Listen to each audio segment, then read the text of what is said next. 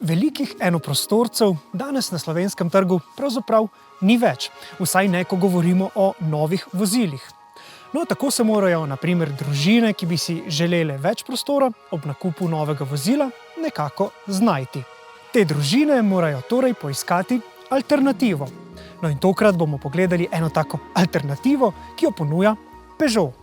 Še preden se lotimo prispevka, pa sledi povabilo. Naročite se na naš YouTube kanal in všečkajte ta video, če si tudi vi v prihodnosti želite več prostornih in praktičnih avtomobilov.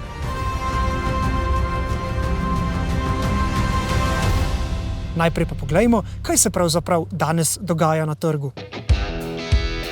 Vseskozi poslušamo, da ni povpraševanja po velikih družinskih avtomobilih, ni povpraševanja po velikih enoprostorcih, ampak mi dobimo pa precej nekih sporočil oziroma komentarjev na to temo in pravzaprav se nam zdi, da je še veliko zanimanja za takšne avtomobile. Zakaj vi pravzaprav to pravite? Družinski avtomobili, to so širša tema, ne? Včasih so bili to enoprostorci, zdaj so pa prevzeli ta del, te neke SUV-ji, ne? V našem primeru je to Peugeot 5008, ki je bil prvi generaciji enoprostorc, v drugi generaciji pa že prišel SUV-ja in zdaj v tretji generaciji v bistvu nadgradnja.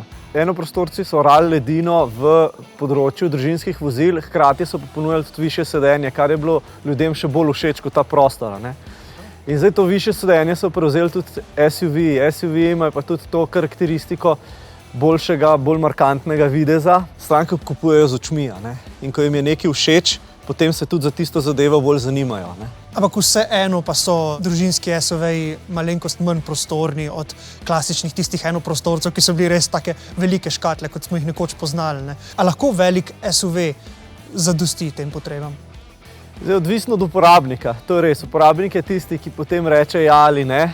Zdaj, alternativa je potem v teh res večjih enoprostorcih, v primeru Peugeota je to Peugeot Traveller. To je že skoraj potniški kombi, ampak vseeno za tiste, ki želijo nekoliko več prostora, mogoče imajo večjo družino, rabijo za, ne vem, kolesa. Je pa pač trg tisti, ki določa, ne? Se pravi, proizvajalci se prilagajajo trgu potrebam uporabnikov. In to je potem tudi ta pot, ki so obrali za SUV. Praktično, ne vem, 70%, 80% trga v vseh segmentih pokrivajo SUV. No, pa postavimo zdaj oba Peugeotjeva modela bok ob bok oziroma kolo ob kolo. Ko avtomobila takole pogledamo, je kar hitro jasno, da sta oblikovno do B stebrička oziroma nekje približno do polovice povsem enaka. No in enako velja tudi za njuno notranjost in za njuno pogonsko tehniko, ki se skriva tukaj pod motornima pokrovoma. Glavna razlika seveda nastopi v nadaljevanju, takrat, ko sedemo na zadnjo klop in ko odpremo prtljažna vrata. 5008 namreč za razliko od modela 3008 ponuja tudi tretjo sedežno vrsto oziroma pomožni 6. in 7. sedež. No in po zaslugi teh velikih zadnjih vrat, ki se tudi kar široko odpirajo, lahko tukaj v tretjo vrsto vstopamo razmeroma preprosto, po zaslugi daljše medosne razdalje, ta je daljša za točno 16 cm, pa je tukaj v zadnjem delu avtomobil tudi bolj prostoren. Seveda udobno potovanje za dve odrasli osebi tukaj v tretji vrsti ne bo mogoče. Ta dva sedeža sta namenjena na primer sosedovima otrokoma, ki jih peljemo na kakšen krajši izlet ali pa recimo na nogometno tekmo, do višine 160 ali pa maksimalno 170 cm bo najbrž nekako še šlo. Višja strešna linija v zadnjem delu pa prinaša še nekoliko več prostora za potnike v drugi vrsti vozila. Pa kar primerjajmo oba modela. Že v modelu 3008, v katerem sedim zdaj, se na zadnji klopi peljemo zelo udobno. Poglejte na primer, koliko imam še prostora za noge, za kolena, tudi za glavo mi ga ostane še nekaj. In to kljub temu, da je zadek 3008 oblikovan zelo atraktivno, nekako v kupejevskem oziroma fastback slogu.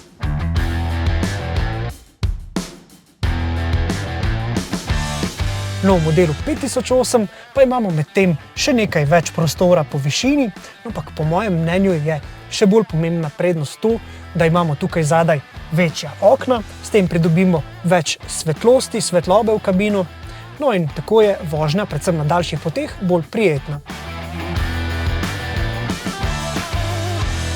Poglejmo še razmerje v prtljažnih litrih.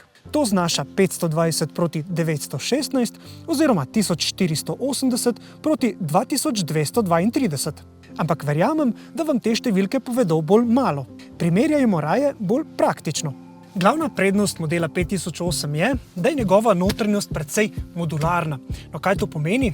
To pomeni, da se tale klop naprimer takole premika naprej in nazaj, vsak sedež pa se, če želimo, zlaga tudi posebej, s tem pa lahko zelo preprosto prilagajamo razmerje med prostorom za potnike in prostorom za prtljago.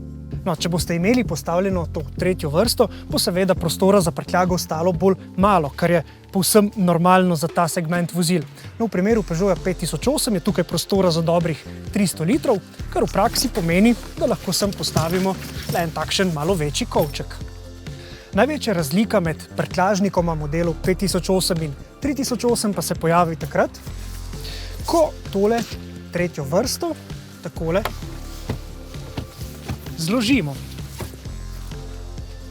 Takrat je razlika med prtljažnikoma skoraj dvakratna. Poglejte na primer dolžino, razmerje med njima znaša 90 cm proti približno 120 cm, takrat ko klop pomaknemo bolj naprej. No, ta razlika pa se zelo občutno vidi tudi takrat, ko v prtljažnika zložimo prtljago.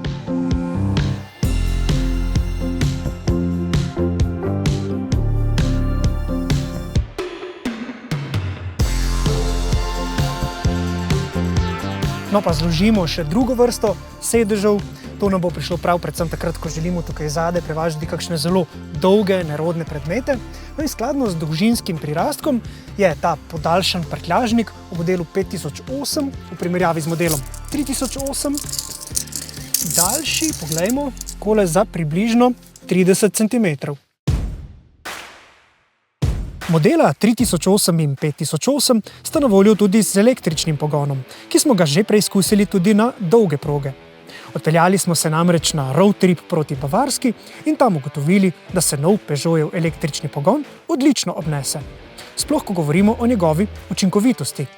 Vse ugotovitve z našega prvomajskega eksperimenta vam tako ponudimo v ločenem prispevku s klikom ob koncu tega videa. Medtem pa lahko 3008 in 5008 poganja tudi blagi hibrid.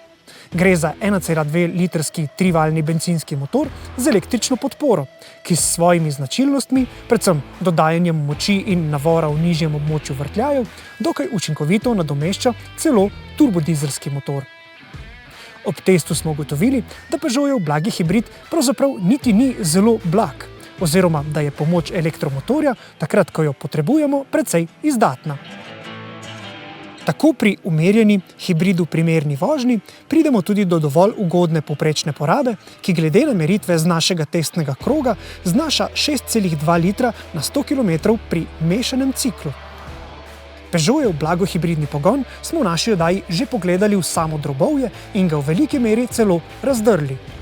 Da boste razumeli, kako vse skupaj deluje in kakšne prednosti prinaša, vam predlagamo ogled prispevka, ki vam ga bomo prav tako ponudili s klikom ob koncu tega videa.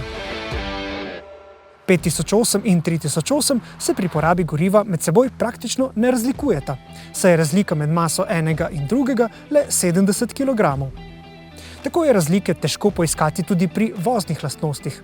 Še najlažje bi vse skupaj povzeli z besedama lahkotno in udobno. Pravzaprav se je Peugeot v tem pogledu z novo generacijo svojih SUV-jev precej bolj približal Citroenu, kot pa kakšni Alfi, če že delamo primerjave znotraj koncerna. Seveda pa bo veliko besede pri vozni izkušnji ponovno imel Peugeotov značilen iCockpit, ki prinaša nekatere zelo samo svoje značilnosti.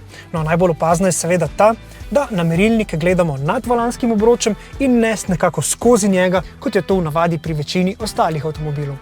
Sam menim, da je ta Peugeotova rešitev pravzaprav zelo dobra in jaz se za tem volanom počutim odlično. In podobno so zaključili tudi naši gledalci, ki smo jim ta Peugeotov iCockpit pred časom ponudili v testiranje. No, ni pa čisto nujno, da boste enakega mnenja tudi vi, zato vam še toliko bolj priporočam kakšno testno vožnjo, če že razmišljate o nakupu tega avtomobila.